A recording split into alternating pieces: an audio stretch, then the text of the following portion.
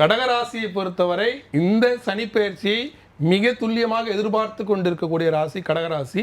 அந்த கடகராசிக்கு இப்பயே 2023 புரியுதுங்களா, 24 காலகட்டத்தில் ஓட விட்டுச்சு. பல பேர் வந்து வேலை எழுந்து வீட்டுக்கு போனாங்க. அவர்கள் இப்போ 2025 மார்ச்சுக்கு அப்புறம் திருப்பி வேலைக்கு வரலாம். ஆனால் முழுமையான வேலை கிடைக்காது, ஓட தான் விடும். 2026 முழுமையான வேலை கிடைச்சிரும்.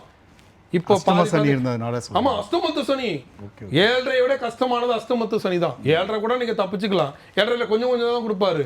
இது எப்படின்னா இது மொத்தமா 7.5 வருஷத்துல கொடுக்கறது 2.5 வருஷத்துல கொடுத்துருவாரு.